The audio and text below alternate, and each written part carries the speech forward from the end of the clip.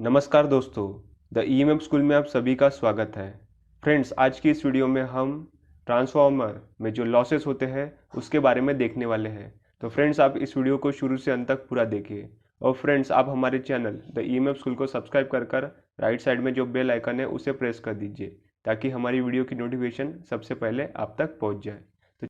तो दोस्तों, आज का हमारा टॉपिक है ट्रांसफार्मर लॉसेस के बारे में। Transformer losses. देखिए दोस्तों, आज का हमारा टॉपिक है ट्रांसफार्मर लॉसेस के बारे में। तो सबसे पहले आपको ये समझना होगा कि ट्रांसफार्मर कितने प्रकार के लॉसेस होते हैं।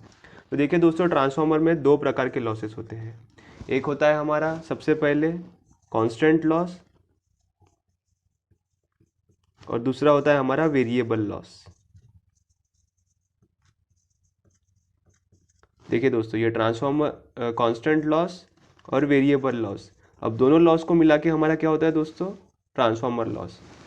ठीक है दोस्तों, तो इसमें क्या होता है, कांस्टेंट लॉस जो हमेशा होते रहता है, और वेरिएबल लॉस क्या होता है दोस्तों, जो कभी कभी लॉस होता है। अब ये कभी कभी लॉस क्या होता है मैं इस वीडियो में आपको बताने वाला हूँ। तो सबसे पहले आप जान लीजिए कि कांस्टेंट लॉस क्या होता है और वेरिएबल लॉस क्या होता है। कांस्टेंट लॉस का अर्थ होता है कि जो हमेशा होता रहे, और वेरिएबल लॉस का मतलब क्या होता है कि जो कभी कभी होता है। ठीक है दोस्तों, तो सबसे पहले हम देखेंगे कांस्टेंट लॉस। अब कांस्टेंट लॉस में भी दो प्रकार के होते हैं। सबसे पहले मैं आपको कांस्टेंट लॉस के बारे में बताता हूँ। देखिए दोस्तों, कांस्टेंट लॉस, अब कांस्टेंट लॉस आप देखेंगे तो कांस्टेंट लॉस में भी दो प्रकार के लॉस होते हैं। देखिए दोस्तों, कांस्टेंट लॉस में होता है सबसे पहले eddy current loss. Eddy current loss होता है, और दूसरा होता है हमारा हिस्टेरिसिस लॉस।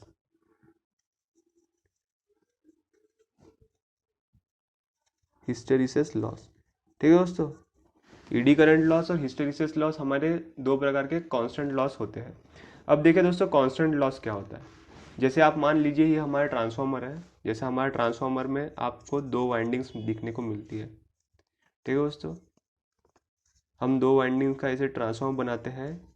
ये हमारी प्राइमरी वाइंडिंग होती है, ये प्राइमरी साइड होती है, और ये हमारी सेकेंडरी साइड होती है। अब कांस्टेंट लॉस का अर्थ होता है दोस्तों, ये तो हमारी डायग्राम सर्किट डायग्राम हो गई, पर जैसे हम ऐसे इस प्रकार बनाते हैं। ठीक है दोस्तों, ट्रांसफार्मर को इस प्रकार हम कभी कभी बनाते हैं। देखिए, तो इसमें क्या हो गई, ये हमारी प्राइमरी साइड और ये हमारी क्या हो गई दूसरी सेकेंडरी साइड। ठीक है दोस्तों, प्राइमरी साइड और सेकेंडरी साइड, और ये हमारा क्या होता है, ये हमारा कोर होता है। ठीक है दोस्तों, ये कोर होता है।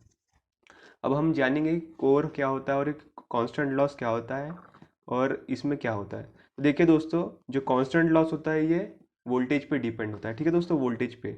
अब ये वोल्टेज पे कैसे डिपेंड होता है, जैसे आप मान लीजिए कि हमारा जो सेकेंडरी साइड है, यहाँ पर क्या लगता है दोस्तों, कोई लोड, हमने कोई भी एक भी लोड यहाँ पर लगाया नहीं है। नो लोड यहाँ पर, यानी कोई भी लोड हमने इसमें यूज़ नहीं किया है। ठीक है, कोई भी लोड हमने यूज़ नहीं किया है।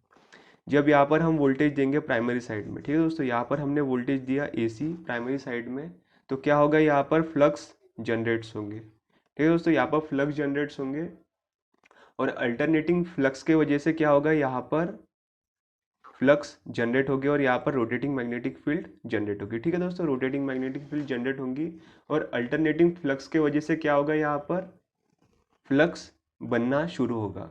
अब क्या होता है कि इसके वजह से ये जो कोर होता है दोस्तों, ये कोर हमारा क्या हो जाता है, एक तो ये हीट बढ़ जाती है हमारे कोर की हीट बढ़ जाती है। ठीक है दोस्तों, उसके बाद क्या होता है कि टेम्परेचर बढ़ जाता है, और फिर क्या होता है कि हमारी इफ़िशेंसी ड्रॉप हो जाती है। सीधे सीधे क्या हो जाती है, हमारी इफ़िशेंसी ड्रॉप हो जाती है हमारे ट्रांसफार्मर की। ठीक है दोस्तों, तो सबसे पहले क्या अंदेशा होता है कि सबसे पहले हमारी क्या होगी, हीट हीट क्या होगी, हीट बढ़ जाएगी।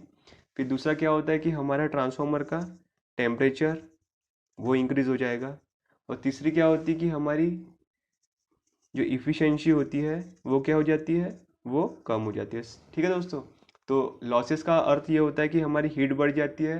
ये कोर में जो होता है दोस्तों, ये कोर जो होता है ये सिलिकॉन स्टील का बनाना पड़ता है, ताकि हमारे ये जो कांस्टेंट लॉस होते हैं ये कम हो जाए। तो सबसे पहले आपको ये जानना होगा कि यहाँ पर ये तीन प्रकार के लॉसेस हमें देखने मिलते हैं। यानी हीट डेवलप होती है दोस्तों यहाँ पर कोर पे, टेम्परेचर उसकी बढ़ जाती है, हीट बढ़ेगी तो टेम्परेचर बढ़ेंगी, और इफ़िशेंसी क्या हो जाती है हमारी, वो कम हो जाती है। ठीक है दोस्तों। अब ये जो घूमती है दोस्तों, इसे हम क्या कहते हैं, अल्टरनेटिंग फ्लक्स। अल्टरनेटिंग क्या कहते हैं, अल्टरनेटिंग फ्लक्स कहते हैं। ठीक है दोस्तों, अल्टरनेटिंग फ्लक्स कहते हैं। अब जो अल्टरनेटिंग फ्लक्स के वजह से यहाँ पर रोटेटिंग मैग्नेटिक फील्ड जनरेट होती है, और उस अल्टरनेटिंग फ्लक्स के वजह से क्या होता है दोस्तों, हमारा कांस्टेंट लॉस होता है। अब कांस्टेंट लॉस को क्या कहते हैं हम, अब कांस्टेंट लॉस को हम क्या कहते हैं दोस्तों, आयरन लॉस कहते हैं, या तो फिर, और उसका दूसरा भी नाम क्या रख दिया हमने, आयरन लॉस। और जो कोर में लॉस होता है तो हम उसे क्या कहते हैं, कोर लॉस कहते हैं। ठीक है दोस्तों, आयरन लॉस कहते हैं और या तो कोर लॉस कहते हैं। ठीक है दोस्तों, कांस्टेंट लॉस को हम क्या कहते हैं, आयरन लॉस कहते हैं या कोर लॉस कहते हैं। अब देखिए, कांस्टेंट लॉस में भी दो प्रकार के लॉसेस होते हैं। तो सबसे पहले आपने ये जान लिया, एक बार मैं मिटा के आपको अच्छे से बता देता हूँ। ठीक है दोस्तों, कांस्टेंट लॉस को ही हम क्या कहते हैं, आयरन लॉस कहते हैं, और उसमें दो प्रकार के लॉस होते हैं, फिर ईडी करंट लॉस और हमारा हिस्टैरिसीस लॉस। अब यहाँ पर ये प्राइमरी वाइंडिंग, ये हमारी सेकेंडरी वाइंडिंग, हमने यहाँ पर अब तक कोई भी लोड यूज़ नहीं किया है। कांस्टेंट लॉस का अर्थ होता है कि ये बिना लोड के भी क्या होता है कि लॉस होते रहता है।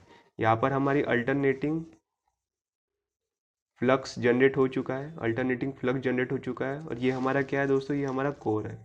अब कोर में जो लॉसेस होंगे, तो लॉस किस प्रकार से होते हैं, सबसे पहले हीट बढ़ जाती है, फिर क्या हो जाता है, टेम्परेचर हमारा इंक्रीज हो जाता है कोर का, और क्या हो जाती है, इफिशियंसी ट्रांसफार्मर की क्या हो जाती है, कम हो जाती है। ठीक है दोस्तों, इफिशियंसी कम हो जाती है, टेम्परेचर इंक्रीज होता है, और हीट भी क्या हो जाती है, इंक्रीज हो जाती है। ठीक है, तो ये हो गया।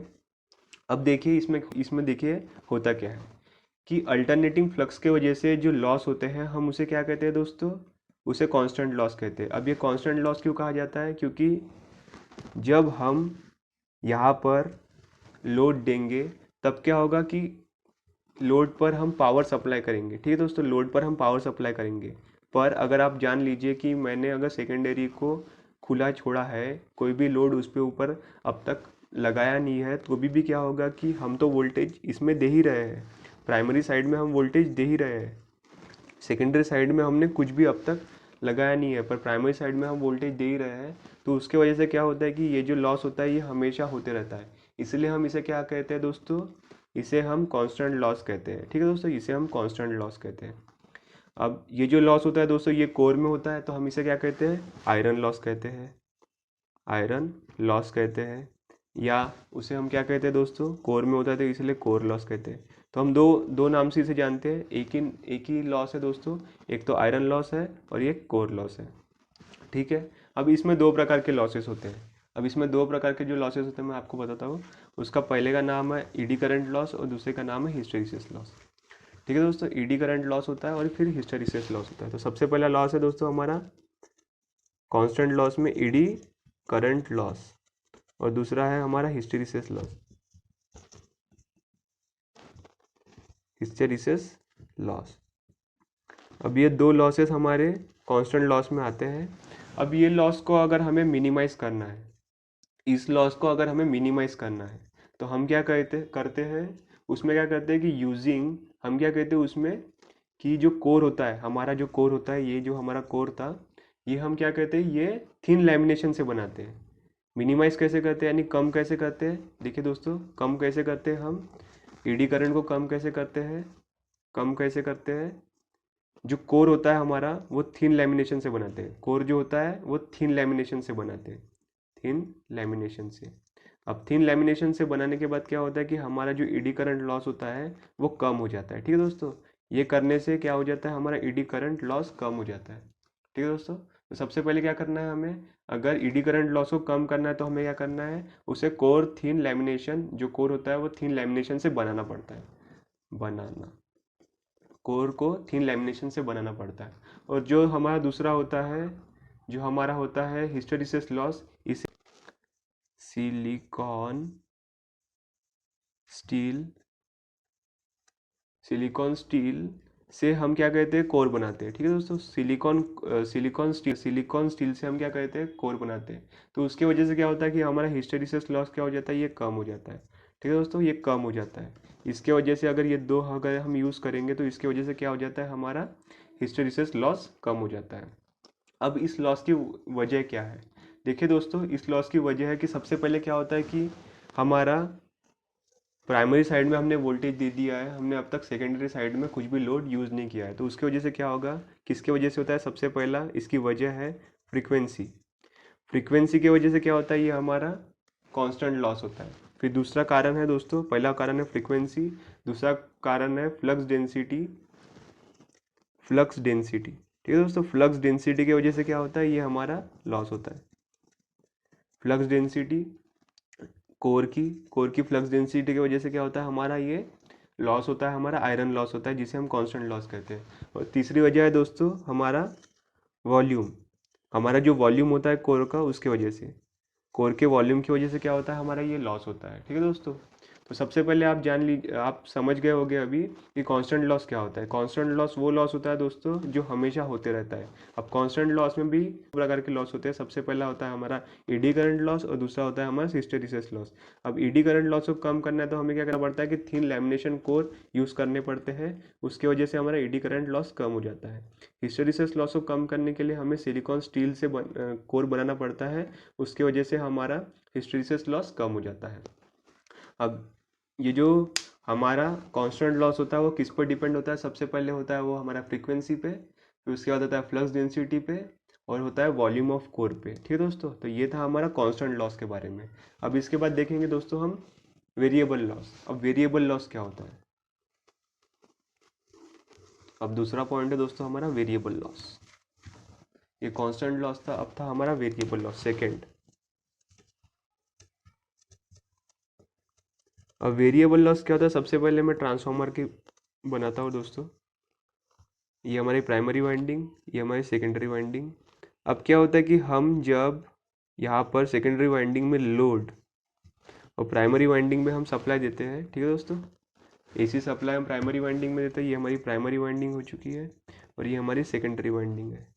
अब प्राइमरी वाइंडिंग में हम जब वोल्टेज देते हैं, तब सेकेंडरी वाइंडिंग में जो इंड्यूस ईएमएफ होकर यहाँ पर पावर जो ये होता है स्टेप अप या स्टेप डाउन होता है वोल्टेज के ट्रांसफार्मर की वजह से, वोल्टेज जो स्टेप अप और स्टेप डाउन होता है, तो उसके वजह से क्या होता है, यहाँ पर करंट बनना चालू हो जाता है। करंट बनने की वजह से क्या होता है दोस्तों, जब हम लोड उसमें यूज़ करते हैं, तो जब हम लोड उसमें लगाते हैं, जब हम शॉर्ट सर्किट करते हैं हमारी सेकेंडरी वाइंडिंग को, तब जाके क्या होता है कि हमारा वहाँ पर लॉस होता है, और उस लॉस को हम क्या कहते हैं दोस्तों, उस लॉस को हम कहते हैं कॉपर लॉस, या फिर उसे कहते हैं हम अपना वेरिएबल लॉस। ठीक है दोस्तों, इसे हम क्या कहते हैं, इस लॉस जो होता है, हम जब लोड लगाते हैं तब हमारा जो लॉस होता है उसे हम कॉपर लॉस कहते हैं।